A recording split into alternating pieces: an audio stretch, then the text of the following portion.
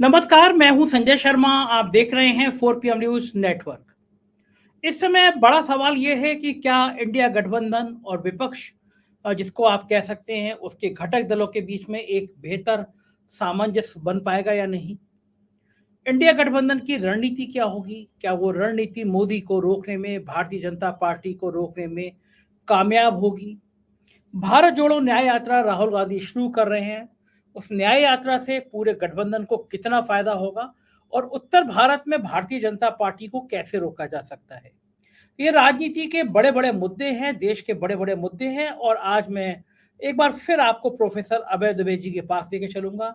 तमाम देश के बड़े बड़े टीवी चैनल में आप उनको देखते रहते हैं और राजनीतिक विश्लेषण उनसे बेहतर शायद ही कोई कर पाता हो। तो हम चलते हैं अभय द्विवेदी जी के पास और राजनीति के इन तमाम पहलुओं से आपको अवगत कराते हैं। शुक्रिया अभय द्विवेदी जी।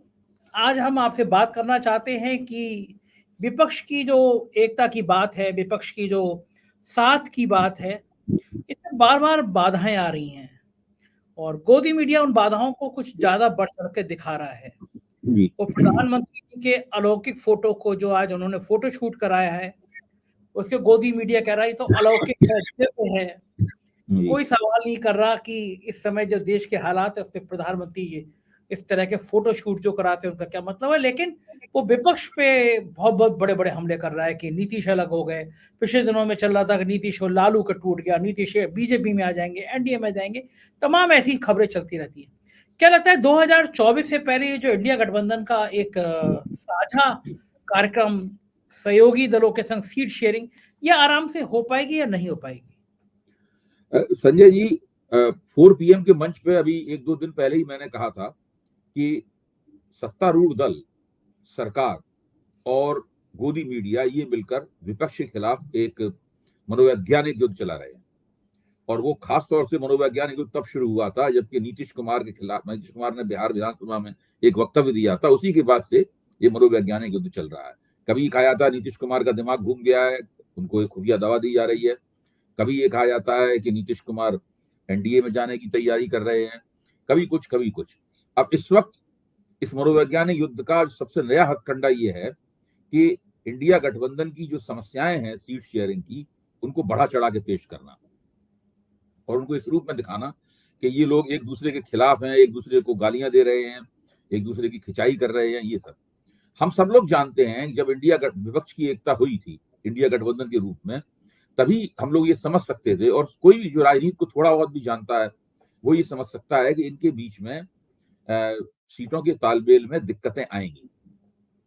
अच्छा, और जरूरी नहीं कि सभी सीटों पर तालमेल हो ही जाए। इंडिया गठबंधन में एक दूसरे के खिलाफ इस क्षेत्रीय स्तर पर राजनीतिक होड़ करने वाले बहुत से दल हैं। ऐसे मान लीजिए कांग्रेस है और सीपीएम भी है। अब सीपीएम का पश्चिम बंगाल में तृणमूल कांग्रेस के साथ पुराना संघर्ष है। सीपीएम को हरा के ही तृणमूल कांग्रेस में सत्ता पे काबिज हुई है और आज तक ममता बनर्जी ने उनको उभरने नहीं दिया।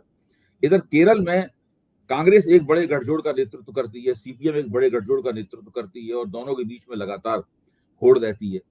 तो इस प्रकार की दिक्कतें आएंगी। बजाय इसके कि इन दिक्कतों की मीडिया में राजनीतिक समीक्षा की जाए और इन दिक्कतों को समझने की कोशिश की जाए, क्योंकि ये किसी भी पार्टी, किसी भी गठजोड़ के सामने आने वाली दिक्कतें हैं। अभी भारतीय जनता पार्टी के सामने आने वाली दिक्कतें सामने नहीं आई। अभी महाराष्ट्र में भाजपा के साथ सीटों के तालमेल में दिक्कतें आएंगी। अभी बिहार में सीटों के तालमेल में दिक्कतें आएंगी और दूसरी जगहों पे भी जहां भी। अच्छा, अब एनडीए की स्थिति खास तरह की, उसमें भाजपा बहुत बड़ी पार्टी है और बाकी दल बहुत ही ज्यादा छोटे छोटे हैं। तो वो भाजपा से कोई ज्यादा किसी किस्म की तकरार करने की स्थिति में नहीं है। जबकि जो इंडिया गठबंधन है उसमें क्षेत्रीय शक्तियां बहुत मजबूत स्थिति में है। कांग्रेस एक राष्ट्रीय पार्टी है, आम आदमी पार्टी है जो 2 राज्यों की पार्टी है। अब जैसे कि मैं आपको एक बात बताऊं, ऐसा लग रहा है कि पंजाब में कांग्रेस और आम आदमी पार्टी के बीच में समझौता नहीं होगा, दोनों अलग अलग चुनाव लड़ेंगे। लेकिन साथ ही ऐसा भी लग रहा है कि दिल्ली में कांग्रेस और आम आदमी पार्टी के बीच में समझौता हो जाएगा। अच्छा, अब इसको एक दूसरे ये माना जाए कि ये दिक्कत है या ये रणनीति है, क्या माना जाए इसको? मुझे तो लगता है कि रणनीति है। मुझे तो रणनीति लग रही है, क्योंकि अगर पंजाब में दोनों अलग एक हो गए तो बीजेपी, विपक्ष का सपोर्ट बीजेपी को चला जाएगा। अब आप बताइए, केरल में अगर कांग्रेस कांग्रेस का गठजोड़ सीपीएम के गठजोड़ से कोई तालमेल करने को तैयार नहीं है, तो इसमें भाजपा और उनके समर्थकों के सामने क्या समस्या है? और गोदी मीडिया, वहां तो भाजपा है ही नहीं, वहाँ है नहीं। अभी देखिए, मैं अक्टूबर के महीने में 10 दिन तक केरल रह के आया, पूरे केरल में अपने कार से घूमता रहा, एक मोदी की तस्वीर नहीं देखी मैंने। वहाँ है ही नहीं, एक्चुअल में नहीं है वहां पे। तो हाँ, मतलब आरएसएस की शाखाएं लगती हैं और भाजपा वाले सीपीएम वालों से उनकी मारकाट भी होती रहती है, वो सब है, लेकिन वो लोग एक सीट जीतने की या किसी भी सीट पर अच्छे वोट पाने की स्थिति में भी नहीं है। तो ये जो गोदी मीडिया इस तरह का प्रचार कर रहा है, केरल में कांग्रेस के नेतृत्व वाला मोर्चा और वाम जनवादी मोर्चा, उनके बीच में जो भी होता रहे, इसमें भाजपा की तो कोई भूमिका ही नहीं है। तो इस प्रकार की जो बातें कही जा रही है, मेरे ख्याल से किसी भी समझदार व्यक्ति को इन सब बातों को नजरअंदाज करना चाहिए। ये सिर्फ एक दुष्प्रचार है जो कि गोदी मीडिया लगातार कर रहा है, और इसके पीछे भारतीय जनता पार्टी की शय है या भारतीय जनता पार्टी की योजना के मुताबिक ये प्रचार चल रहा है। इंडिया गठबंधन ने अभी सीटों के तालमेल की प्रक्रिया शुरू की है, उसको अभी 3-4 दिन भी नहीं हुए अभी इसके लिए। आप इतने बड़े पैमाने पर, सारे देश के पैमाने पर सीटों का तालमेल चाहिए, तो आप किसी भी गठबंधन को 10, 12, 15 दिन तो देंगे ना उसके लिए। मुझे पक्का यकीन है कि 15 जनवरी से लेकर 20 जनवरी के बीच तक जहां जहां तालमेल होना होगा वहां तालमेल हो जाएगा, और कई जगहों पर रणनीतिक दृष्टि से तालमेल नहीं किया जाएगा। वहां तालमेल की आवश्यकता बिना तालमेल के, अब पंजाब में मान लीजिए, पंजाब में भाजपा की कोई हैसियत नहीं है, सी वोटर के सर्वे के अनुसार भाजपा वहां 12-13% वोटों पर खड़ी हुई है। अगर वहां तो आम आदमी पार्टी और कांग्रेस अलग अलग लड़ेगी, तब भी तकरीबन सारी सीटें जीत लेगी, जो मिलकर करें तब भी जीत लेगी, अलग अलग लड़े तब भी जीत लेगी। तो ये तो एक तरह का वितंडा है, एक तरह का प्रचार है जो ये लोग लगातार चला रहे हैं। और अभी भारतीय जनता पार्टी जितने सवाल पूछे जाने चाहिए, उनका 10% भी ये गोदी मीडिया सवाल नहीं पूछता है। हाँ, वो तो पूछेगा भी नहीं, मतलब उनके आका है, उनके वो दिव्य पुरुष हैं, तो उनसे कैसे पूछा जा सकता है सवाल। लेकिन क्या इन जो गोदी मीडिया फैलाता है, इन बातों से जनता के बीच में भी क्या भ्रम की स्थिति पैदा होगी? क्या इंडिया गठबंधन के वोटों पे भी असर पड़ेगा? देखिए, मैं उन लोगों की बात नहीं कह रहा हूं जो कि विचारधारात्मक रूप से बटे हुए हैं। अगर आप समझ लीजिए कि पूरा देश में एक मतदाता मंडल है, इस मतदाता मंडल में 15 से 20% लोग ऐसे हैं जो कि राष्ट्रीय स्वयंसेवक संघ की विचारधारा के साथ में मानसिक रूप से जुड़े हुए हैं। ये लोग इस तरह के कार्यक्रमों को ध्यान से देखते हैं और इसके भरोसे अपनी राय बनाते हैं इसके आधार पर। बाकी आम जनता जो है, अभी आम जनता ने तो अभी लोकसभा चुनाव पे सोचना भी शुरू नहीं किया है, मैं ये मानता हूँ। लोकसभा चुनाव जब घोषित होगा, चुनाव प्रचार शुरू होगा, तो लोग सोचना शुरू करेंगे। तब वो देखेंगे कि उनके क्षेत्र में कौन उम्मीदवार है, किस पार्टी का कौन उम्मीदवार है, कौन किसके खिलाफ लड़ रहा है, उसकी बिरादरी क्या है, उसका वोटिंग आधार क्या है, कौन से वोट उससे जुड़ रहे हैं, कौन से वोट उसके खिलाफ हैं। अब जिस हम लोगों का काम राजनीतिक समीक्षा करना है, आपका काम सवाल पूछना है, मेरा काम जवाब देना है, और हम दोनों मिलकर एक समीक्षा करते हैं। तो हम तो दिन रात राजनीति करते रहते हैं। ये मानना है कि देश की जनता भी दिन रात राजनीतिक मोड में रहती है, लगातार वो लोकसभा चुनाव के बारे में सोच रही है और कुछ भी नहीं कर रही है, ये मानना है गलतफहमी होगी। अबे जी, मैं देख रहा हूँ उत्तर प्रदेश में भक्त लोग जो हैं, बीजेपी के लोग हैं, वो कहें तो कहें, मैं तो देख रहा हूँ गोदी मीडिया के कुछ पत्रकार भी ट्वीट कर रहे हैं कि हम तो पहले ही कहते थे कि अब तो एक भी सीट कोई नहीं जीत पाएगा, राम मंदिर बनने से ऐसी लहर पैदा हो गई है, मोदी जी मीरा माझी लड़की जो थी उसके घर चले गए, अब तो सारे गरीबों में हो गया। ये जो बातें की जा रही हैं, क्या लगता है आपको राम मंदिर के प्राण प्रतिष्ठा से जो पिछली बार माहौल था, उससे बड़ा माहौल खड़ा हो जाएगा? और फिर जब बाबरी मस्जिद का विध्वंस हुआ था, गिरी थी बाबरी मस्जिद, गिराई गई थी, उसके बाद के चुनाव से ज्यादा बड़ा उन्माद क्या उत्तर प्रदेश में दिखाई दे रहा है आपको? देखिए, ये तो फिर वही बात है कि ये लोग तो एक नैरेटिव चला रहे हैं कि भाजपा का कोई विकल्प नहीं है, मोदी जी का कोई विकल्प नहीं है, जीतना उनकी किस्मत में लिखा हुआ है, उनको वो विष्णु भगवान के अवतार हैं, वो दैवी शक्तियों से संपन्न है, वगैरह वगैरह। ये सब पूरा कार्यक्रम चल रहा है। जरा इस कार्यक्रम को थोड़ा सा परे रख के सोचिए। चुनाव राजनीतिक शक्तियों के संतुलन और सामुदायिक शक्तियों के संतुलन के आधार पर लड़े और जीते जाते हैं। भारतीय जनता पार्टी उत्तर प्रदेश में बहुत मजबूत है। क्यों मजबूत है? इसलिए नहीं कि मोदी जी के पीछे एक सूरज चमक रहा है, उसमें किरणें फूट रही हैं, इसलिए नहीं मजबूत है, बल्कि इसलिए मजबूत है कि लंबे अरसे की कोशिशों के बाद में हिंदू समाज का एक बड़ा हिस्सा भारतीय जनता पार्टी के साथ हो गया है।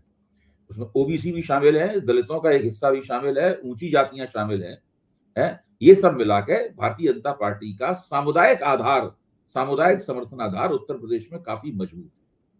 अब विपक्ष के सामने चुनौती यह है कि उस सामुदायिक समर्थन आधार में घुसपैठ कैसे करें, उसको कैसे तोड़े और उसके मुकाबले अब उतना ही मजबूत सामुदायिक आधार खुद खड़ा करें। उत्तर प्रदेश के जाटव समाज, जो कि 100 दलितों में से 70 करीब जाटव होते हैं, उत्तर प्रदेश का जाटव समाज भारतीय जनता पार्टी के साथ नहीं है, ये भाजपा भी जानती है। उत्तर प्रदेश का यादव समाज भारतीय जनता पार्टी के साथ नहीं है। उत्तर प्रदेश का मुसलमान समाज भारतीय जनता पार्टी के साथ नहीं है। और अगर आप इन तीनों को जोड़ दें तो ये 40% से ऊपर का वोट बैंक हो जाता है। ठीक बात है। इसके साथ में अगर आप पश्चिमी उत्तर प्रदेश के जाटों को जोड़ दें, किसान आंदोलन से अभी तक नाराज हैं, उनको भी जोड़ दें तो ये तकरीबन 45 से 50% तक पहुंच जाता है। अब आप कल्पना कीजिए कि ये सारी राजनीतिक शक्तियां मिल जाएं, वो जरूरी थो ना कि आज से ही मिल जाए, आज से ही ऐलान ठोकने लगे। अगर वो 1.5 महीने बाद भी मिल जाएगी तब भी कोई असर पड़ेगा। हाँ, ठीक बात है, सही बात। हाँ, तो ये अभी तो जैसे कहते नहीं कि आप प्रतीक्षा कीजिए और ध्यान से देखिए, फिर आपको समझ में आएगा कि राजनीतिक शक्तियों, ये बात सही है कि अगर ये राजनीतिक शक्तियां एक जगह नहीं मिली तो भाजपा उत्तर प्रदेश में बहुत आगे हो जाएगी। लेकिन जैसे ही शक्तियां मिलेंगी वैसे ही समझ में आने लगेगा कि किस सीट पे किस तरह की टक्कर है। राहुल गांधी की भारत जोड़ो न्याय यात्रा जो निकलेगी वो उत्तर प्रदेश के लगभग 20 जिले उससे प्रभावित होंगे, ऐसा सूचना है। तो इसका मतलब क्या कांग्रेस 20 सीटों पर फोकस कर रही है जो लड़ना चाहती है? मुझे तो लगता ये है कि कांग्रेस को ऐसे राज्यों, ऐसे इलाकों में, मैं उत्तर प्रदेश ही नहीं, मैं सारे देश के बारे में ये बात कह रहा हूँ, उत्तर प्रदेश तो उसमें शामिल है ही, जहां पर जिन राज्यों में उसका कांग्रेस का जबरदस्त संगठन है, भरपूर आधार है, अच्छा नेतृत्व है, जहां वो भाजपा को मुख्य टक्कर दे रही है, उन इलाकों को छोड़कर बाकी सभी इलाकों में बहुत ही स्ट्रेटेजिक, रणनीति परक राजनीतिक योजना बनानी चाहिए और उन सीटों पर फोकस करना चाहिए जिन सीटों पर वो भाजपा को अच्छी टक्कर दे सकती है। अगर उसने ज्यादा हाथ पर फैलाने की कोशिश की तो उसकी बेकार में ऊर्जा खर्च होगी और वो ऊर्जा दरअसल उन राज्यों से आएगी जहां वो भाजपा को सीधी टक्कर दे रही है। मैं ये मानता हूं कि अगर कर्नाटक में, तेलंगाना में, मध्य प्रदेश में, राजस्थान में, छत्तीसगढ़ में, गुजरात में, उत्तराखंड में, हिमाचल में, गोवा में, ये देखिए 9-10 राज्य मैंने आपको बताए हैं, उधर उत्तर पूर्व में असम में, त्रिपुरा में, अगर ये इन राज्यों में अगर कांग्रेस भाजपा को मजबूती से टक्कर दे और भाजपा का जो स्ट्राइक रेट है उसको केवल 10 से 15% घटा दे तो भारतीय जनता पार्टी का बहुमत जो है वो संसद में आ जाएगा।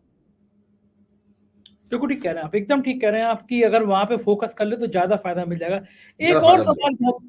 अभय जी और सवाल बहुत ज्यादा चर्चा में है और लोग पूछ रहे हैं कि सोनिया गांधी और खड़गे जी को निमंत्रण गया है राम मंदिर में प्राण प्रतिष्ठा का। राजनीतिक रूप से इन दोनों नेताओं को प्राण प्रतिष्ठा के कार्यक्रम में जाना चाहिए या नहीं जाना चाहिए? नहीं, इन लोगों को इस बात का आकलन करना चाहिए कि वहां वो किस आधार पर बुलाया जा रहा है, उनकी भूमिका क्या होगी। क्या ये वहां बैठकर आरएसएस के सरसंचालक मोहन भागवत का भाषण सुनेंगे, मोदी जी का प्रवचन सुनेंगे, वहां बैठकर योगी आदित्यनाथ का प्रवचन सुनेंगे, चंपत राय जी का लेक्चर सुनेंगे? क्या अगर केवल इनका काम इन्हें श्रोता के तौर पर बुलाया जा रहा है, किस लिए बुलाया जा रहा है? तो ऑफ कोर्स श्रोता के लिए बुलाया जाएगा, इनसे कोई मूर्ति तो छुड़ाई नहीं जाएगी। अगर इन्हें श्रोता के तौर पर बुलाया जा रहा है तो मेरा मानना है कि इनको वहां पर नहीं जाना चाहिए और इन्हें स्पष्ट रूप से कहना चाहिए कि हमारी रामलला में आस्था है, राम मंदिर बन रहा है, इसका स्वागत है, हम जब ये प्राण प्रतिष्ठा कार्यक्रम हो जाएगा तब जाएंगे वहां पे। भाई वहां पे देश के बड़े बड़े नेता वहां बैठे हैं और प्रधानमंत्री का प्रवचन सुने, इसकी तो कोई तुक है नहीं। ये तो एक तरह से भारतीय जनता पार्टी का सरकारी कार्यक्रम हो गया। भाई इतने बड़े बड़े लोगों को बुलाया जा रहा है, उनकी भूमिका क्या होगी? ये कोई छोटे नेता तो है नहीं, तो वो अपनी भूमिका सुनिश्चित करनी, इनको चाहिए कि वो पत्र लिख के उनसे पूछें, पत्र लिख के उनको और पत्र सार्वजनिक करें कि हमें आप वहां किस हैसियत से बुला रहे हैं और उसमें साफ लिख दें कि प्रधानमंत्री इस हैसियत से जा रहे हैं। मोहन भागवत इस हैसियत से जा रहे हैं, ये चीज स्पष्ट करें। हर व्यक्ति का जब किसी सरकार किसी औपचारिक कार्यक्रम में बुलाया जाता है तो उसकी सीट तय होती है, आपको किस एनक्लेव में बैठना होगा, किस खाने में बैठा होगा, कुर्सी पे उसका नाम लिखा होता है, उसको वहीं बैठना होता है। अगर आप उससे सहमत नहीं है तो आप वहां पे मत जाइए। एक बात और बताइए अभय जी, जो सूचना आ रही है कि जब प्राण प्रतिष्ठा कार्यक्रम होगा गर्भगृह में, उसमें 5 लोग होंगे, प्रधानमंत्री जी होंगे, उसमें मुख्यमंत्री जी होंगे, राज्यपाल होंगी, एक मुख्य पुजारी होगा, मोहन भागवत होंगे। उस प्राण प्रतिष्ठा के गर्भगृह में मोहन भागवत किस हैसियत से होंगे? मोहन भागवत तो अघोषित राष्ट्रपति हैं इस देश के। भाई मोहन भागवत घोषित राष्ट्रपति तो आदरणीय द्रौपदी मुर्मू जी हैं, लेकिन मोहन भागवत तो अघोषित राष्ट्रपति हैं, या आप उनको कह सकते हैं कि वो राष्ट्र के घोषित मार्गदर्शक हैं। तो जब उनकी हैसियत तो वैसी है ना, जिसकी किसी जमाने में एक इमरजेंसी में नहीं कहते थे कि इंदिरा गांधी के शासनकाल में एक गैर संवैधानिक सत्ता केंद्र था, तो उस प्रकार की हैसियत है ना उनकी। अच्छा, ये भाजपा को नहीं लगता कि आप राष्ट्रपति को नहीं बुला रहे हैं प्राण प्रतिष्ठा के कार्यक्रम में? जब शिलान्यास को तब नहीं बुलाया था आपने, अब प्राण प्रतिष्ठा में नहीं बुला रहे हैं, तो एक सवाल ही उठेगा कि वो महिला हैं, आदिवासी हैं, आप उनको उपेक्षित कर रहे हैं, वो समाज के उस तबके से आती हैं जिनको उपेक्षा रखा गया है। ये बीजेपी को लगता है ना, ये सवाल भी उठेंगे। भाई अभी जब संसद का उद्घाटन हुआ था, नई संसद का, तब भी तो सवाल उठा था कि अभी राष्ट्रपति को आप उसमें क्यों नहीं बुला रहे। देखिए, नरेंद्र मोदी की सरकार राष्ट्रपति और उपराष्ट्रपति, जो बहुत मुखर होकर सरकार के और पूरी योजना का समर्थन करते हैं, इन दोनों को अपना रबर स्टैंप पर मानते हैं। मतलब कोई हैसियत नहीं है? नहीं, हम लोगों ने जब जरूरत होगी, जहां जितनी जरूरत होगी वहां उतना वो काम करेंगे। ऐसी पहले कोविद जी को भी मानते थे, पहले राष्ट्रपति, उनको भी बिल्कुल। देखिए, यही स्थिति है। अगर ये स्थिति नहीं होती तो संसद का जब उद्घाटन हुआ था तब राष्ट्रपति को ना बुलाना अपने आप में यही कहानी कहता है। अब वहां पे जो अगर आप वास्तव में समझते हैं कि रामलला का मंदिर है, बन रहा है, इसके लिए इतना बड़ा आंदोलन चला और इतनी बड़ी घटना हो रही है कि सारे देश के पैमाने पर हजारों करोड़ रुपए खर्च करके अयोध्या उत्सव मनाया जा रहा है। अब आप उसमें अगर आप राष्ट्रपति को बुलाते तो उसमें राष्ट्र का सर्वोच्च पदस्थ हस्ती तो राष्ट्रपति हैं।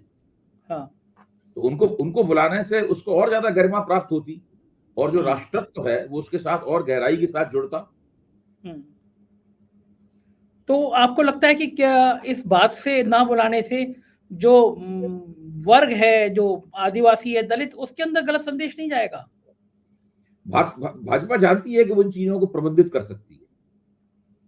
भाजपा सोचती है कि उसके अंदर इस तरह की क्षमता है कि वो चीजों को प्रबंधित कर सकती है। वो आदिवासी मुख्यमंत्री उसने बना दिया है और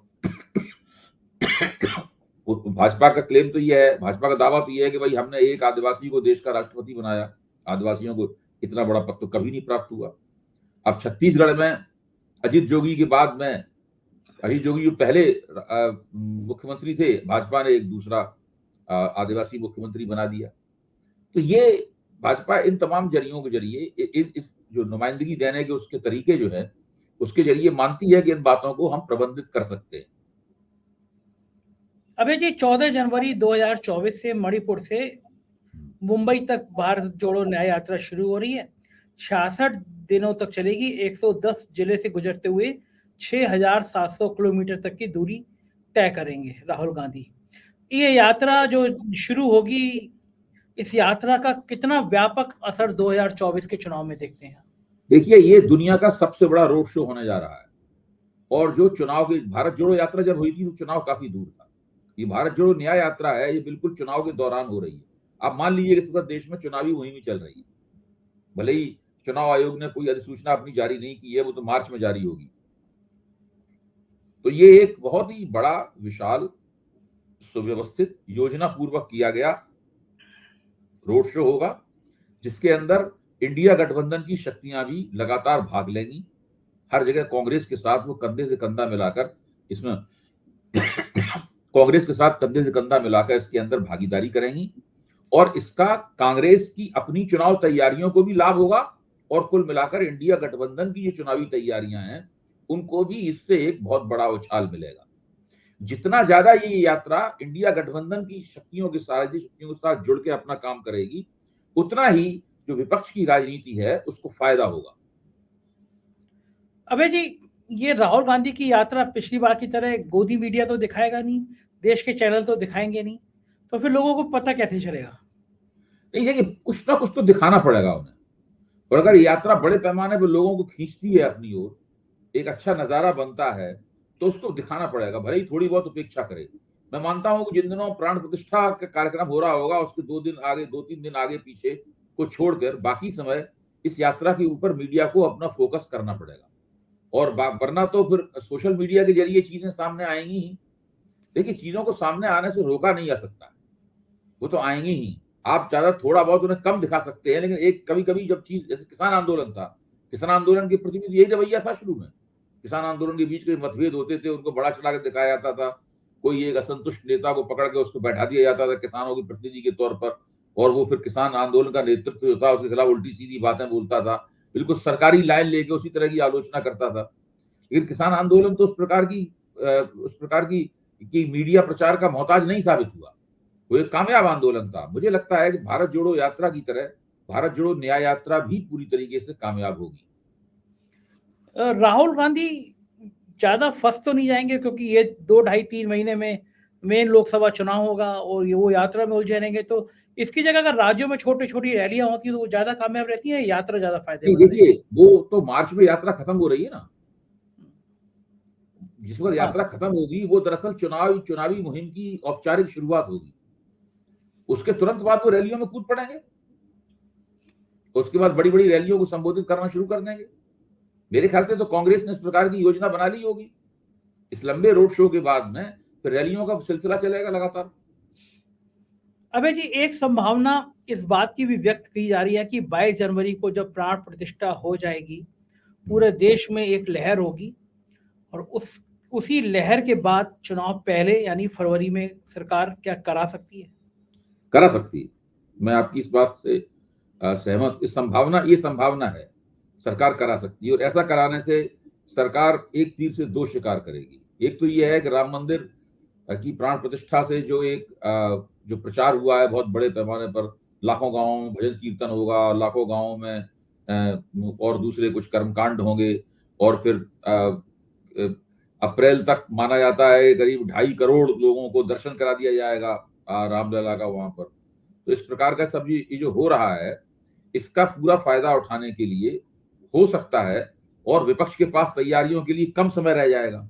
आज मल्लिकार्जुन खड़गे ने कहा है कि हमारे पास 3 महीने का समय है, हमें दिन रात एक करके विपक्ष की एकता करनी है और अपनी तैयारी करनी है, हम लोग एक दूसरे के खिलाफ बयानबाजी से बचें वगैरह वगैरह। अपनी पार्टी को उन्होंने ये संदेश दिया है मल्लिकार्जुन खड़गे ने। लेकिन अगर एक महीना इसमें से कम कर दिया गया तो जाहिर है कि विपक्ष को उससे मुश्किलें होंगी, विपक्ष को मुश्किलें बढ़ने वाली हैं, और मेरा मानना है कि विपक्ष ने इस अंदेशे के बारे में भी सोच लिया होगा। अच्छा भाई जी, अब आप ये कल्पना करिए, हमारी फरवरी में चुनाव की घोषणा हो जाती है, तो राहुल गांधी की यात्रा मार्च तक चल रही होगी, फिर क्या होगा? देखिए, जो नई परिस्थिति आएगी उस नई परिस्थिति के अनुसार आपको नई नीति बनानी पड़ेगी, नई रणनीति बनानी पड़ेगी। फिर देखना पड़ेगा कि आप मार्च तक यात्रा चलाएं या उससे पहले ही उस यात्रा को खत्म कर दें। और क्योंकि चुनाव प्रचार के बहुत तरीके होते हैं, केवल आप रोड शो ही नहीं करते रह सकते। तो जाकर परिस्थिति बदलती, अभी तो जो परिस्थिति है उसके मुताबिक योजना बनाई गई है। अगर परिस्थिति रेडिकली चेंज होती है, बदलती है, तो उसके हिसाब से योजना में लचीले ढंग से परिवर्तन उन्हें करना होगा। एक रणनीति की काट के लिए दूसरी रणनीति तैयार करनी होगी। प्रियंका गांधी को लेकर बड़ी चर्चाएं हो रही हैं, यूपी के प्रभारी पद से हटाया गया, कोई पद नहीं दिया गया उनको, ये क्या रणनीति, ये क्या खेल है? ये तो मनोवैज्ञानिक युद्ध का हिस्सा है। देखिए, इस मनोवैज्ञानिक युद्ध का एक बहुत बड़ा हिस्सा ये है, ये बात मैं शायद मुझे याद पड़ता है मैंने 4 PM के मंच पे कही भी थी, कि कांग्रेस को 2 भागों में बटा हुआ दिखाना चाहते हैं, और एक भाग की बागडोर राहुल गांधी के हाथ में दे दी है इन लोगों ने, एक की प्रियंका गांधी के। भाई बहन में लड़ाई चल रही है, भाई बहन में गुटबाजी चल रही है, कांग्रेस 2 फाड़ हो गई है, दोनों एक दूसरे की टांग खींचने में लगे हुए हैं। जिसे तेजस्वी यादव नीतीश कुमार को खुफिया दवा दे रहे हैं, उसी तरीके से प्रियंका गांधी और राहुल गांधी के बीच में युद्ध चल रहा है कांग्रेस के अंदर। ये एक मनोवैज्ञानिक प्रचार युद्ध जो है वो विपक्ष के खिलाफ लगातार जारी है। इधर विपक्ष को निपटाने के लिए ईडी तैयार है। अरविंद केजरीवाल कब गिरफ्तार हो जाए इसकी आशंका बनी है। हेमंत सोरेन, तेजस्वी लेकिन आप ये बात देखिए, अरविंद केजरीवाल ने जो रणनीति अख्तियार की है उसकी वजह से ईडी भी पसोपेश में है। आज दिल्ली में क्या हुआ, दिल्ली में मुख्यमंत्री के आवास के बाहर जो भी रास्ते थे सब पर पुलिस बड़े पैमाने पर तैनात कर दी गई। लगभग स्पष्ट रूप से लग रहा था कि अब गिरफ्तारी होने वाली है, लेकिन आम आदमी पार्टी ने पहले से ही उसका पर्दाफाश कर दिया और कहा भी कि हमें खबर मिली है। तो उसके बाद ईडी को अगर गिरफ्तारी करना चाहते थे तो गिरफ्तारी की इरादा उन्हें त्यागना पड़ा, और अब वो दूसरा एक देने जा रहे हैं नोटिस उनको। तो अभी अरविंद केजरीवाल ने जिस तरीके से रणनीति, तो तुम डाल डाल मैं पात पात, देखिए ये अरविंद केजरीवाल की गिरफ्तारी एक पॉलिटिकल प्रोजेक्ट है। उसी प्रकार का पॉलिटिकल रिस्पांस केजरीवाल की तरफ से ईडी को, भारतीय जनता पार्टी को मिल रहा है। और मैं समझता हूं कि ये एक ऐसी रणनीति है जिसकी वजह से ईडी भी काफी भ्रमित है कि उसे क्या करना चाहिए, क्या नहीं करना चाहिए। लेकिन अगर ये गिरफ्तारी हो जाएगी, तेजस्वी की हो जाए और सोरेन की हो जाए, केजरीवाल की हो जाए, ममता जी के भतीजे पे तलवार है, अगर ये विपक्ष के नेता गिरफ्तार हो जाएंगे तो चुनाव कौन फिर लड़ेगा, कौन कैसे लड़ेगा? मैं तो मानता हूं कि इन सब लोगों ने तैयारी कर ली है कि जेल में रहकर भी किस तरीके से वो अपनी पार्टी का नेतृत्व करेंगे। जो सेकंड रैंक एंड फाइल है, दूसरी कतार के नेता इसके लिए तैयार कर लिए गए हैं। झारखंड मुक्ति मोर्चा में भी तैयार कर लिए गए हैं, राष्ट्रीय जनता दल आरजेडी में भी तैयार कर दिए गए हैं, और आम आदमी पार्टी में भी तैयार कर दिए।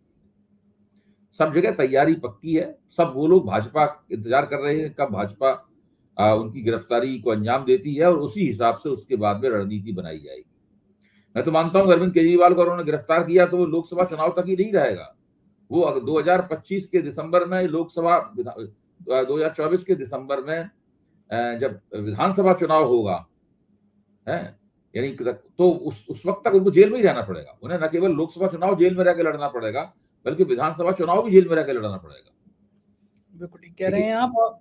पीएमएलए जो है ना, कानून बनाया तो इसको कांग्रेस सरकार ने था, लेकिन पीएमएलए कानून में इस सरकार ने कुछ परिवर्तन किए। उन परिवर्तनों के कारण जमानत मिलना तकरीबन नामुमकिन कर दिया है। किसी को भी आप करप्शन के नाम पे पीएमएलए में डालें जेल में, उसके बाद उसको फिर जमानत नहीं मिलती है, कोई अदालत जमानत नहीं देती है, और उनको ये प्रचार करने का मौका मिल जाता है कि कितने संगीन अपराधी हैं, अदालतें इनकी जमानत खारिज कर रही हैं बार बार। ये होता है। एक आखिरी सवाल, क्या मोदी जी को 2024 में आसानी से जीत मिलती हुई नजर आ रही है या परेशानी है? सब कुछ इस बात पर निर्भर करता है कि विपक्ष अपनी पेशबंदी कैसे करता है। अगर विपक्ष बिखरा रहा, अगर 2019 की तरह अपोजिशन यूनिटी का इंडेक्स 0 रहा, 2014 की तरह 0 रहा, तो मोदी जी आसानी से जीत जाएंगे। लेकिन अगर विपक्ष ने एकता कर पाई, देखिए आज तक मोदी जी की तथाकथित लोकप्रियता को और भारतीय जनता पार्टी की चुनाव लड़ने वगैरह की ताकत को विपक्षी एकता की कसौटी पर नहीं कसा गया है, आज तक नहीं कसा गया है। जहां जहां विपक्षी एकता होती है वहां वहां ये लोग हार जाते हैं। 2015 में विपक्षी एकता का सामना बिहार में किया था, चुनाव हार गए थे। जहां क्षेत्रीय स्तर पर मजबूत टक्कर देने वाला नेता होता है, वहां ये लोग नहीं जीत पाते। मोदी जी की जीत का जो प्रमुख आधार है वो विपक्षी वोटों का बिखराव है। उस बिखराव को किस हद तक ये लोग रोक पाते हैं? 100% रोक पाना मुश्किल होता है, लेकिन क्या 80% रोक पाएंगे? क्या 60% रोक पाएंगे? क्या 70% रोक पाएंगे? मेरा मानना है अगर 60-70% भी रोक लिया तो भाजपा के लिए मुश्किल होगी। बिल्कुल ठीक बात है। बहुत बहुत शुक्रिया अभय जी, आपने इतना कीमती समय हमको दिया। बहुत बहुत आभार, धन्यवाद। ये थे अभय द्विवेदी जी और बात कर रहे थे देश के राजनीतिक परिदृश्य पर, और कह रहे थे कि विपक्ष की एकता पर निर्भर करेगा कि मोदी जी को किस तरह रोका जा सकता है, और साथ ही कह रहे थे कि एक मजबूत संकेत मिलेगा भारत जोड़ो न्याय यात्रा पर। आपको कैसी लगी बातचीत, आप अपने कमेंट से जरूर बताइएगा। चैनल को सब्सक्राइब करिएगा, ज्वाइन करिएगा। हमारे राज्यों के चैनल हैं 4PM यूपी, बिहार, गुजरात, महाराष्ट्र, राजस्थान, कर्नाटक, मध्य प्रदेश और 4PM बॉलीवुड, उन्हें भी सब्सक्राइब करिएगा। शुक्रिया, थैंक यू।